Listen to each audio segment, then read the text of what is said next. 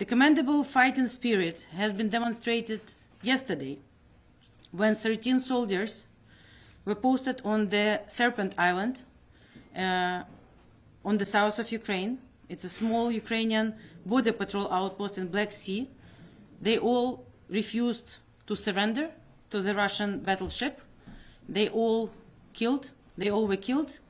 And our president just recently said that all these 13 people will be the heroes of Ukraine, and they will be recognized as heroes of Ukraine.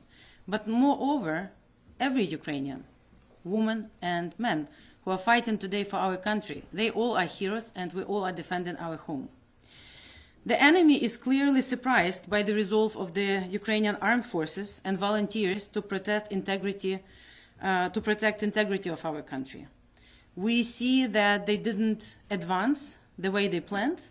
We see that the advances, even though are massive, as we describe to you on a regular basis, from south, from east, from north, and massive attack from the air, these advances are not as successful. Although the Russian propaganda machine attempts to convince the world that civilian population was not targeted, I want to tell you directly that this is simply not true.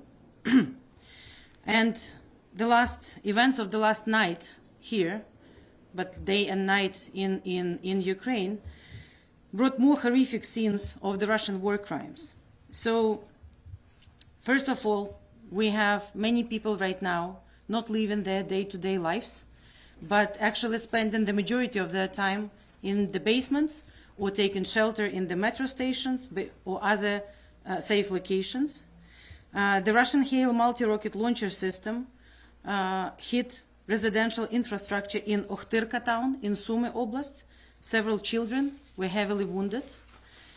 As a result of this Russian shelling in Ochtyrka, the strategic gas pipeline also got under threat, and we already warned all the proper authorities about the potential risk, not only for Ukraine and for that region, but in general for this critical civil infrastructure for the entire country. The enemy also hit the orphanage in Vorzel, Kiev region, where 50 children were in the orphanage at that moment. And it's only with God's help that these 50 children were not harmed and were not killed during this attack. Several ambulances in Zaporizhia, Kiev, and Donetsk Oblast were also hit by the enemy.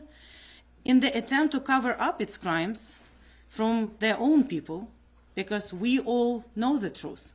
And I know the information everywhere in Ukraine, but in Europe, and especially here in the United States, is open for the public, but they would like to cover it from their own people, from Russian people. So today the Russian authorities have decided to partially limit access to Facebook in Russia.